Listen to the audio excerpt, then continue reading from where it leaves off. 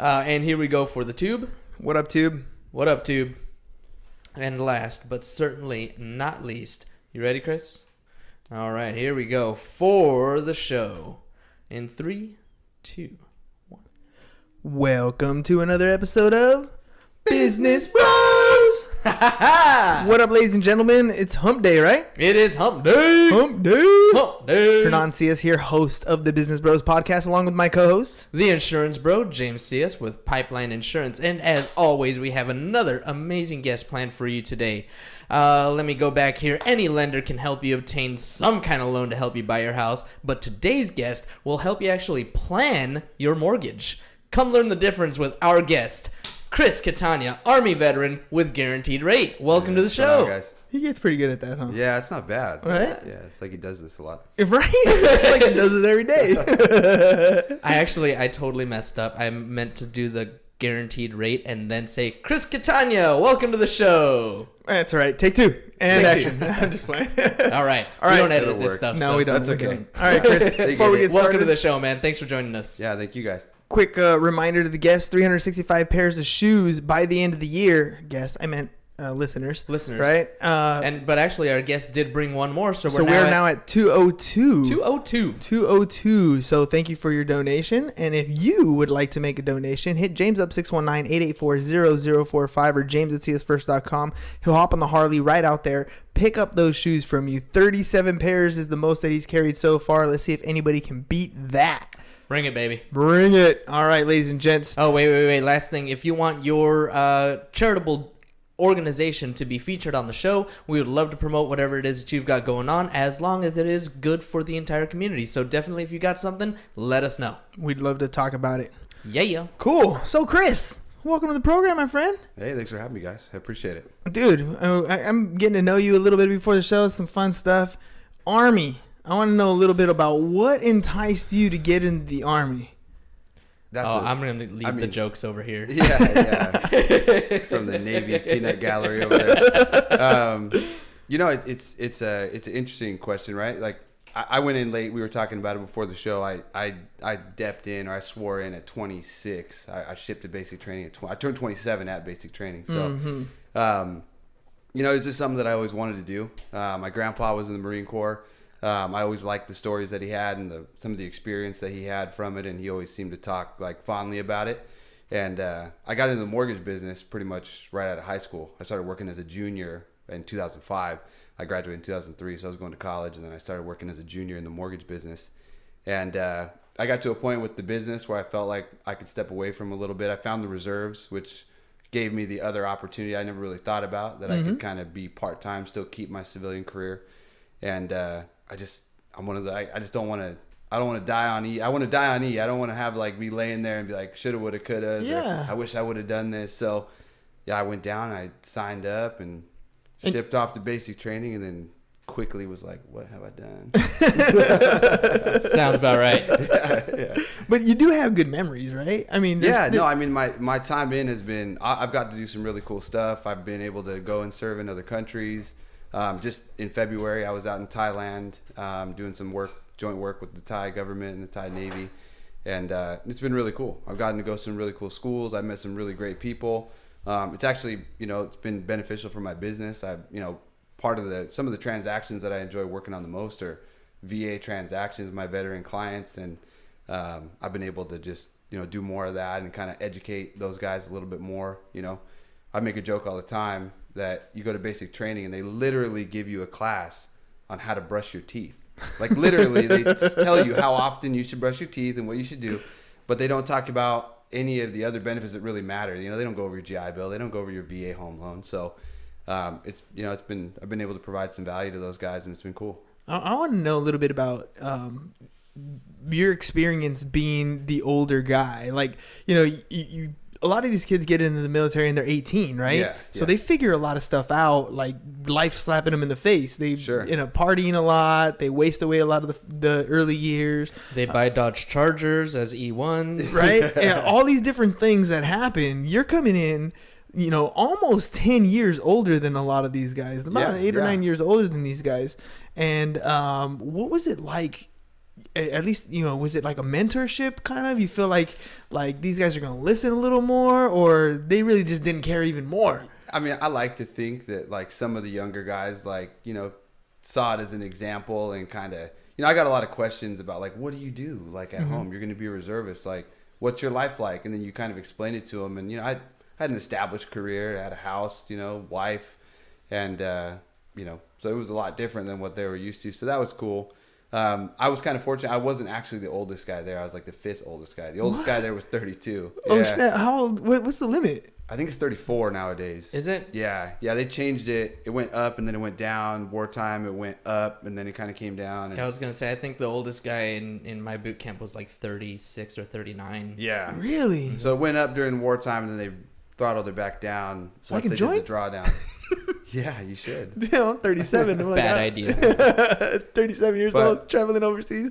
I don't do good on a boat. Facts. Not even on a Right, cruise not ship. even on a cruise ship. It did not work for me. But yeah, so I mean, it was interesting being older. Like, I mean, there's cool parts about it because it helps you in some ways because like you're a bit more mature and you can deal with things better, I think. But in other ways, it makes it more difficult because these guys, this is what they're doing. There's no job at home. There's no clients second thought. calling or emailing, and you got to worry about that. And you have no phone. I mean, it's basic training. There's no cell phone. There's no email. I'm totally off the grid for 12 weeks or whatever it is, and that's a long time to be gone and not know what's going on with your business. So that reality sinks in pretty quick. But yeah, I mean, other stuff you're just like they're putting you through this stuff, and they're treating you the same as they're treating the Oh yeah, they don't care. 19-year-old You're kids that are enlisted. making the crazy mistakes. You Yeah, know, yeah. You're just like, God, how do you make the same mistake every day? Trust me, I know Yeah. people who do that all the time. They Yeah, don't yeah. change. So tell me a little bit about going off to boot camp was and leaving your business behind. 12 Yeah. weeks of leaving your business behind is huge. Like, how did that work? I had some help. I mean, I had a really great my mentor in the business. His name's Mike Raffy. Great guy. Shout out to Mike Raffy. Him and his wife were kind of managing the office. He was my branch manager at the time, and they kind of monitored the email. It was all forwarded to him. So when old customers needed help or they needed answers, he was able to help them, or somebody at least on the team was. When new stuff came in, he was able to kind of help them get them started. So I tried to plan it as best I could. I shipped, that's why I turned 27 out there. I left in November. So tried to catch it in the slower time of the season. Yeah. I think I got there on, I don't know, just right in the beginning of November. So I was there through the Thanksgiving holiday and then came like after Christmas or whatever, came back home or went to AIT, the next phase of training. But yeah, I mean, they were instrumental in getting that done. I did my best to, preface it with everybody and, get them all prepared that I was going to be gone. Here's my contacts. I had emails and flyers that went out. My away message said this. And I was also with a company called Bay Equity at the time. I wasn't a guaranteed rate yet. And they were super understanding. And, the tech side worked with me to get my emails forwarded and to make sure everything went off smoothly. So they did a really great job and it helped out. And you were married at the time. Yeah. So, okay, now you're in mortgages. That means you're in sales, right? Yeah. Now, that had to be one hell of a sales pitch. How did you convince the wife to let you enlist? I mean, I know I've brought it up to my wife years ago. I was like, you know what? I could just enlist and, BAH to take care of all this stuff. I can handle military life, right? And she was like, hell no. I can't handle you being gone or getting, shipped out or whatever. So I was like, how did you get that across? It was actually pretty easy. My wife is really cool. And I think she knew that it was something that I wanted to do. It's kind of like a passion of mine. I don't know if bucket list is the right term, but, something like that. And so she was actually really cool. But I mean, she had her reservations. I think she was more like the time away was one thing, but then like the risk. reality of the risk of it. And, I'm a paratrooper, so I'm jumping out of planes all the time. And, I'm kind of in a job field where I'm not really the last person they're going to call out of the reserve. 75% of my job is held in the reserve. So, if something big kicks off, that 25, that first 25 goes quick. So I think, the op tempo is pretty high for a reserve unit. We do a lot, we go a lot of places. I spend still right now 2 or 3 months a year gone. Like I said, I was just in Thailand. I'll be gone again in November for about a month. So That's It's, gnarly, dude. I think she was cool. I think she knew though that like it was like an itch like that I had, and it wasn't going to go away. She knows how I am. No regrets. Like that. Well, that, yeah. And I'm also just like, when something is like a goal and it's in front of me, like she knew it was going to happen. You know, how painful was that going to be? You know, yeah, you want me to be here, but you also want me to be happy. yeah. And she knew, you know, that I was going to, and I'm a salesperson, so it made it make sense. Hey, James, it reminds me of Tony Stark solving the time problem. Like, shit, I can forget it. It's never going to go away. Trying to get you to stop has been one of the major failures of my life. You know, see, that's I exactly. think that line probably really struck a chord with my wife. Yeah. Right? That's what I'm thinking about when you're saying that. It's Yeah. like I can't not do this. Yeah. It'll bug me forever. She knows how I am with everything else. She's like, you're like a shark. She's like, if you stop moving, you're gonna die. She's like, just do what you got to do. Okay, paratrooper, dude. That blows my mind because I was just so in my class I make my kids write for 10 minutes a day, right? It's a math class, but I still make them write 10 minutes a day. And today's topic was, what is it that you fear the most, and how is that preventing you from achieving what you want in life, right? And so, you know, one of the things I was talking about to them, I was like, I'm not afraid to jump out of a plane. I just risk assess in my head, like I don't want to potentially not land, right? Yeah. And so I won't take. Oh, you'll risk. land. Oh, I'll Yeah, land, right? yeah. Yeah, I definitely land. And so I just won't take that risk. Yeah. Right. It's like not a risk that I'm willing to take. Like I won't tightrope across a building either. You know what I mean? Even if I have a parachute, or it's not my thing. Yeah, you chose that. Like, I'm assuming that when it came down to enlist and they're like, what job do you want? You're like, I want to jump out of planes. Yeah. Well, I wanted there was other options, right? Like you could go the officer route. There was all these other jobs. And the Army's got a lot of jobs. That's kind of why I landed with the Army. You know, I liked like the history of the Army and whatnot, and a lot of the stored units and stuff. But you know, there's the jobs that they had. There's a big variety, it's huge, right? dude. Yeah, the most out of any other service. And but I wanted like a real military experience if I was going to do it. I didn't want to get in and be admin and then do the same thing I'm doing now, essentially just like on a different computer. Yeah. You know, so I wanted to do the thing that would allow me to have the most full experience. And I always wanted to do, you know, I don't know what the term you want to call it, but I want to do something more extraordinary. Something fun. No, it's funny you said the job, dude. I know I you guys are gonna get mad at me. I know listeners, but I have all kinds of movie stuff that sits in my head. And when you said the Army has a lot of movies or a lot of jobs, the first thing that popped into my head was Pauly Shore, like in the Army now. Yeah. It was like you could have gone in water purification. Yeah. Big enlistment bonus, by the way, if you go into water. Really? Yeah, usually. Yeah. See, and that's what I'm saying. Like you didn't go after it for the money. You literally went after it for the experience. Yeah. Right. I mean, and I wonder, is that just with the Army, or does that come with like every single transaction you do in business? Like do you try to provide that same experience to your clients? Yeah, I think so. I mean, I think like anybody, like realistically anybody can do a loan, right? Mm-hmm. And there's like no shortage of like financial tech companies out there right now trying to do this business automated, or you know, whatever, kind of cheat the experience, cheat the planning phase, cheat the real structure of what you need just to get the transaction done and be able to do it online. So yeah, I mean I think that was something that was just with me regardless of what I did. It's something that I try to bring to everything. It's just kind of who I am. Yeah. You're the type of person who's like gonna run into a burning building when somebody needs help? Because I mean it's. I get that. Yeah. You know, you're not going to run in. You're going to parachute in. What am I talking about? He's going to come in from the roof. I got you. No, but I mean, the reason why I was bringing that up is because earlier we were talking about you being a problem solver and helping plan for mortgages. Like this is something that, you know, the Army is always big on, you know, the whole excitement of jumping out of a plane, all that stuff. But it's very prepared. It's not just you jump out of a plane. There's a strategic plan to everything that goes on. Right. And so I'm assuming that type of thought process you're taking into your business when you're helping people plan for mortgages. Like I never think about planning. I think of getting a mortgage when I'm about to buy something. Right. Tell me a little bit about the planning process. Well, I think that's what most people do, right? Yeah. Like most people are like, hey, I want to buy this and I need to get this loan to do that. And I think a lot of mortgage people, I mean, granted, there's a lot of good mortgage people out there, right? There's a lot of like really seasoned people that know their business. They know the ins and outs of it. They know what's possible for people. And they're running those options down. So it's not super unique to me to be good at the job.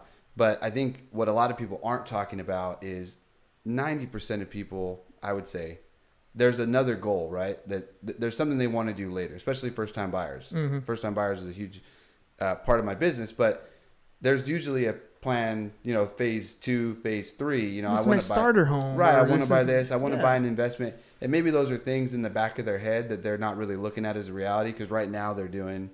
buying my home for now. Yeah, they're buying a first-time house. Maybe they're using down payment assistance, or they have a low down payment option, or maybe they're a veteran guy that's using zero down.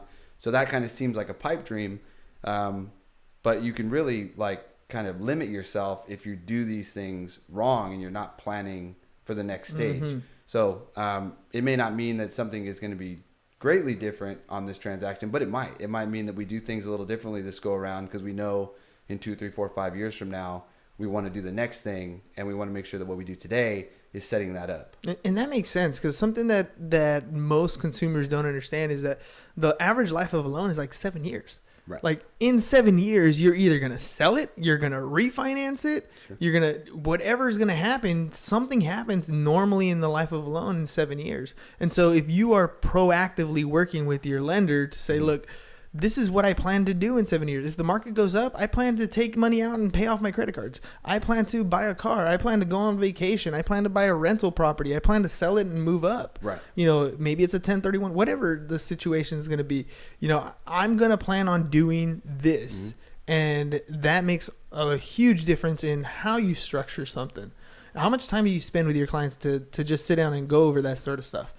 I mean, it varies. I mean, as much time as necessary. So I think a lot of people that get into this first conversation, a lot of mortgage people, it's tunnel vision on the transaction, right? It's this transaction, it's this mortgage, and what we need to do to get that done for you, which is fine. But they just don't ask those questions. They don't, and then you don't uncover what it is that they want to do. And that could be material information on how you want to structure this thing, or who you want to maybe introduce them to in the interim to get them ready, even if it's 2-3 years down the road. So I mean, that's just something that people don't usually get into. So maybe I spend, I try to do a little bit old school. Our company really does a good job of leveraging technology for ease and the client experience.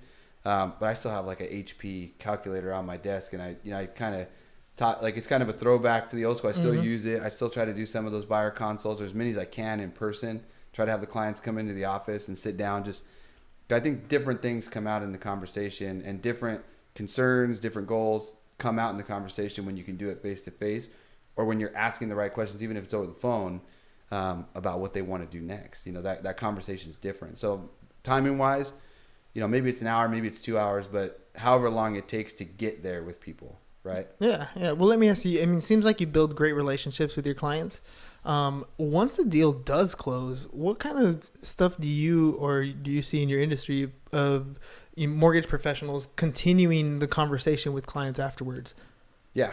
I think it's varying levels of proficiency when it comes to that stuff. So, we have regular touch campaigns and stuff to keep in touch with people. If it's somebody that I know has a goal and something that's going to come up in the future, there's a more specific, kind of a follow-up program that I'll put them on.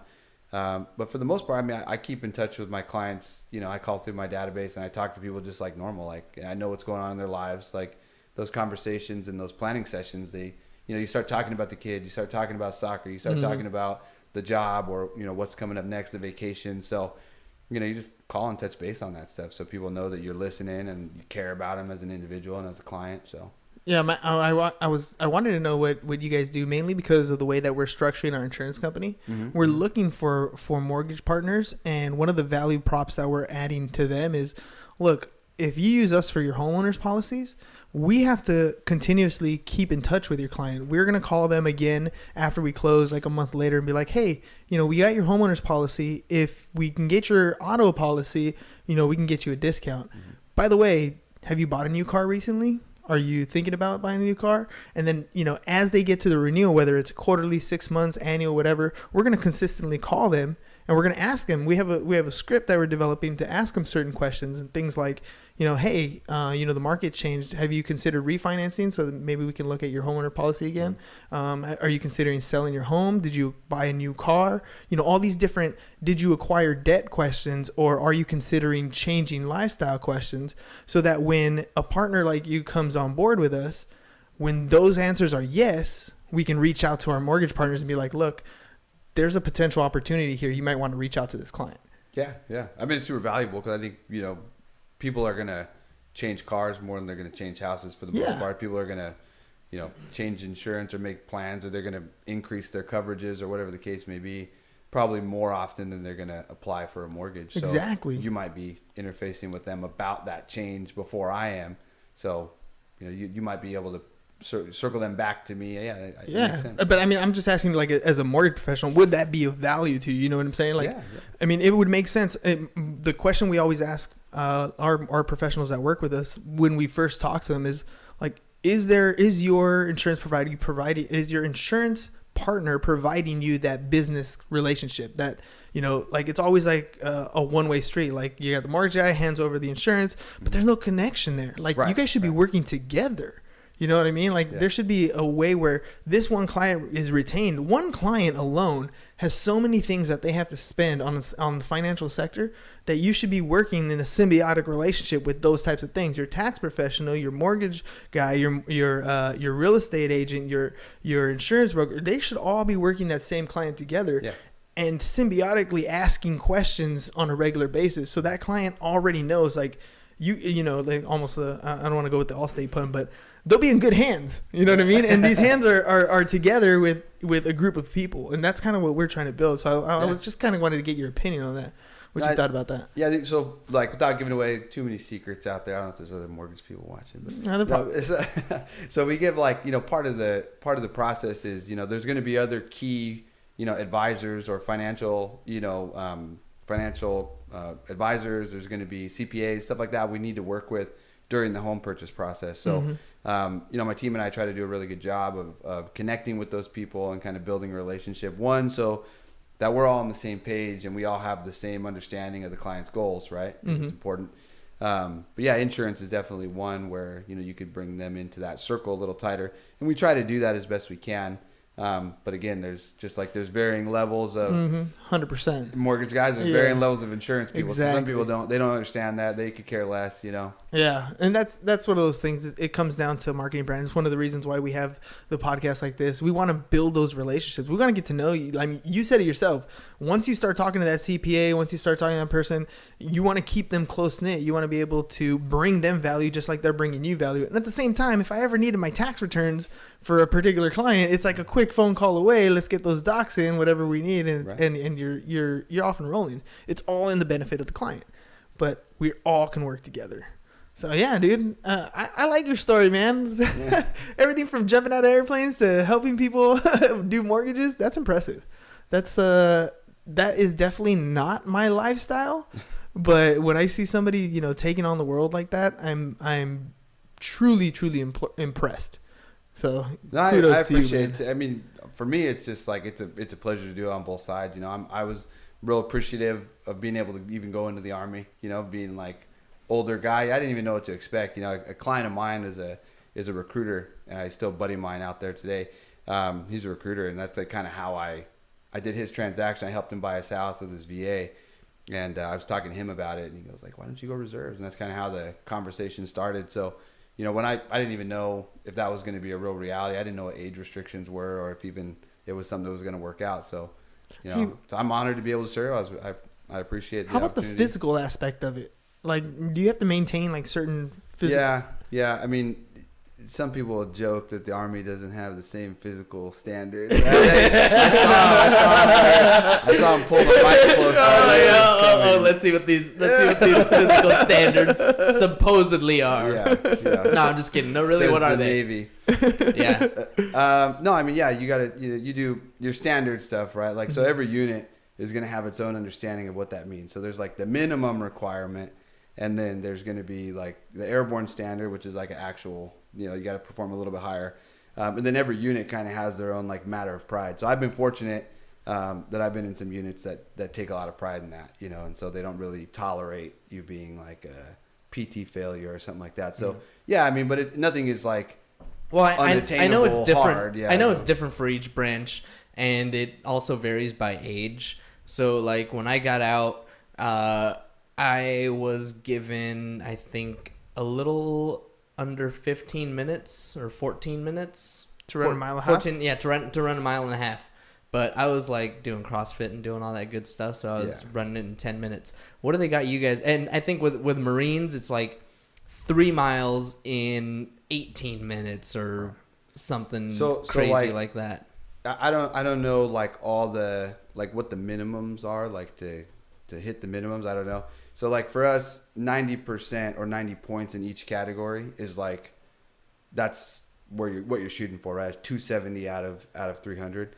So that's kind of where we set the benchmark. I think I got to run 2 miles in 13 minutes. I got to do 70 push-ups and 72 sit-ups or something like that in 2 minutes. So 72 sit-ups in 2 minutes, 71 push-ups in 2 minutes. So 2 miles in 13 minutes. That's tough, 13:02. But that's like to get a high score. Like I think the minimum is like 16 minutes. Oh, I was gonna say, right. I'm averaging like 8.5 minutes a mile. So I was like, damn, 13 minutes. Yeah, I'm getting back to about that. Well, you're at 8.5 minutes a mile. 8.5. Yeah. Nice. Yeah. Dude, just last week you were. I'm finishing my 3 miles in like 26 minutes. There you go. See, it didn't take long to get back. It didn't take long, but. Hey man, congratulations! That's Thank you. We're celebrating. Yeah, a couple weeks ago, he was complaining that he couldn't get to his 3 miles in 30 minutes.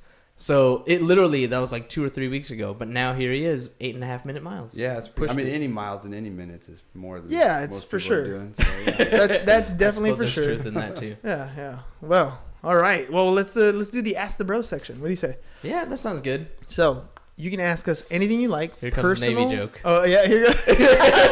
I feel like most of those jokes tell themselves. They do. I mean, the Navy is kind of a joke sometimes. So. Nah, I respect those guys. I got some buddies that might be watching that are in the Navy, so no offense. Same. Yeah, same. They're a joke too. We love you guys. Adam. I knew he was gonna come back. Vinny. I guess the question for you guys would be, so from doing this podcast, you guys have done a lot of episodes, so I tune in every once in a while. I see you guys on there when I happen to be scrolling through, or I see a guest that's on there and I want to, learn about them. I'll tune in. So you guys have been doing it for a while. Like, what do you guys take away the most from doing this, aside from, the obvious, right? Like, what do you guys get out of it the most, do you think, like, personally? Yeah. I like the fact that this is, for me, very therapeutic. Like, I get to hear a guest story every single day. So I get to become friends with somebody, get to know them a little bit better, other than just their face on a Facebook post or every once in a while. Like forever, you'll be stuck in my head. You're the Army guy that jumps out of planes and does mortgages. Like that's gonna be stuck in my head forever, right? At the same time, right? I mean, yeah. Closed. Parachute comes out. 3,000 feet. Pull that cord. Yeah. Wait, is it 3,000 feet or is it lower? Army, like, it's static line. So it's like between 1,000 and I think 1,500 feet. Wow. So it's more just like falling fast. Yeah. Yeah. For see quite that. a while. Yeah. That's freaking fantastic. That is. I've done skydiving once and I want to do it again. Oh, yeah. I mean, that's like a thing people talk about is like, well, it's got to be super like exciting jumping out of planes and really fun. Like, yes. Like jumping out the door and the 50 seconds or whatever it is that you're in the air until you smash into the earth is fun, but like it's not recreational skydiving. Like you go to Skydive Oceanside or whatever, and you show up and they show you like a video, and then they put your you don't even put a chute on. You just get in the plane, and then some guy, once you're at 15,000 feet or 12,000 feet, he straps you in, jumps out with you, and then you take it off, and you're like, thanks, I'll get my DVD on the way out. And like Army parachuting, like there's like 6 hours before you even get in the aircraft of pulling all the gear, and then when you get out, like that parachute, like you got to put it flying away. down the drop zone, like you got to go get it and put it in the bag and haul it off the drop zone. Yeah, it's not nearly as fun. No. All that maintenance, and you have to do all kinds of maintenance. You have to check that thing every day, and we don't. There's parachute riggers for that. Oh, okay, the PR guys, because that's the worst part. Yeah, Ugh. Especially you land in the bushes or something, and you put those chutes back in those bags, and you're just like, oh god, I feel so bad for the guys. You're like walking, you can hear the sticks crunching in the bag. Oh my gosh, dude, that never happens, Army. By the way, I always make sure. I love it. But I heard, right? No, I mean, but that to us is the coolest part, is that we get to meet new people every single day, and our insurance business gets to grow because of it, and like it's like again, it's a mutual relationship, and what else could you ask for on a daily basis? And then when we don't have a guest, him and I get to talk, and we talk every single day. Like our business has gotten better just in the sense that we talk every single day. Yeah. And that to me has been the greatest part of this podcast. When we started the podcast a little over a year ago, it was basically business therapy. Hernan and I, we've been in business together for 17 years, 15 years, something like that. With a breakup in between. With a 7-year, 7-month, and 21-day break. But when he was in the Navy. Yeah. Oh, okay. Yeah. Besides that, I was like, I should have asked about that drama. Yeah, you guys broke up? 7-year breakup. 7 years, 7 months, 21 days. I was in the Navy. Yeah. But yeah, I mean, since I've been back in San Diego, we've been in business, and it wasn't until we started the podcast a year ago that we like sit down and consistently talk about the things that are going on. So the therapy, absolutely. The getting to meet people is there. The expansion of the insurance business, and all kinds of things. You know, just last week we had John and Melissa Steele on the show, and they talked about this app called LastPass, which is like something that we're looking into in our business meeting later on this evening, you know, as something that we can possibly do to help our agents keep their passwords, or keep all of our passwords, and, you know, maintain them where it's been an issue, and stuff like the Sling Studio, and the importance of social media and using it as a marketing tool and building your brand. I mean, these are all things that we have learned from the podcast, not from doing it, but from talking to people that are doing it, and from learning from all these different people. So that's really been the best thing, that it's just learning and growing alongside everybody that comes on the show. I'm gonna throw one more thing: the accountability. Oh, like that too. That now it's like, if I said something, like I have to do it, right? It's there forever. Like it's somebody's gonna hold me to it at some point. Hey, you said you were gonna do this. I'm like, damn, I did. You know, like it's there. And for us to show up every single day, like people will be like, dude, you guys do it every day? Yeah, every day. There's people like, you know, I'm so glad that you have an episode every day, because the other weekly podcasts that I listen to, like I'm out of episodes, but I can always come back to you guys, and you guys always have new stuff. And so, you know, that thought process. Try and keep up. Yeah, try and keep up. But the consistency factor, like in any business, if you do it every single day, you're going to get better at it. Yeah. I mean, it's like everything, like business, anything. Like, I don't know, you want to be the best at playing checkers. It's execution and consistency, right? Like everything is like that. So, yeah, I mean, I agree. I take that same thing with my business. The reason I asked the question is because, like, I'm real big on perspective, right? And you can get perspective, I think, from anybody. Like, everybody's got something you can learn from. So I think it's probably pretty valuable for you guys to be in here talking to different people, you know, almost every day, if not every day. And then just hearing little things about whatever business it is, however they do it. I think perspective is valuable. It's huge. So, yeah. So it's huge. You go to these conferences and stuff where you have these like coaches and whatnot, and usually what they're saying isn't groundbreaking. It's not like the newest thing you've ever heard, or it's like, oh my God, if I just did this magic thing, I would be better. It's the perspective. I've never thought about it that way. You know, and sometimes that stuff's super valuable and helps you like get to the next level. Dude, and it's funny because I 100% agree with you. I say things all the time, and I don't remember who said it, where I read it, where I heard it from.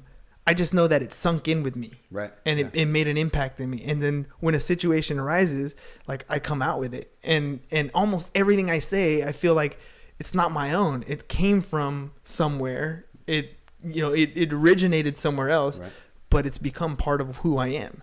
And it comes from just having that perspective, like just getting to know people, how they do things, why they do things. And it makes a difference in my everyday. So yeah, that's deep. That's absolutely true. I love perspective. Sweet. I'm going to have you look at this camera right here, Chris. And remember, your contact info is below. So if you got to point down, go ahead. Let people know how to get a hold of you if they want to work with you. Yeah, I mean, if you guys have questions, or if, you know, part of my job too is recruiting. So if you're a mortgage guy or girl out there that is looking for a place or needs options, you can reach out to me. If you're a client or, you know, have a question about getting a mortgage or planning for the future, reach out to me. You can contact me. I think it's going to be down here. So so any questions you have, feel free, shoot away. You can either message me on social media or email me or call me directly. For those who are only listening, what's your contact information? You can email me at Chris, CHRIS .Catania, CATANIA @rate.com. Or you can call me at 760-468-3923. Boom. All right, ladies and gents. Chris, thanks for coming on the show. Super fun, yeah. It was great getting to know you. I'm telling you, he's an Army guy that does mortgages and parachutes. Yeah, we're gonna put those cups to use next time. Oh, we definitely are. He brought us the red Solo cups that you're gonna see on the wall from now on. So we're gonna be using those during football season. For sure. A red Solo cup that you don't throw away. You ready? One day early for karaoke. Ba-dum-bum-bum, red Solo cup. I fill you up. Let's have a party. He can't help it. That's tomorrow's karaoke. I know. We're like one day away, and I'm just so excited. Can't wait. Ladies and gents, 365 pairs of shoes by the end of the year. So if you have new shoes, used shoes, or you want to donate cash, hit James up 619-884-0045 or james@csfirst.com. We're at 202, so hook it up. We're getting there. So Thank close. you very much. And also, remember, we're insurance guys. So if you guys need help with your insurance, or if you're a mortgage guy and you want help keeping in contact with your clients on a regular basis, you want to have us as your insurance partner. So hit James up 619-884-0045 or james@csfirst.com.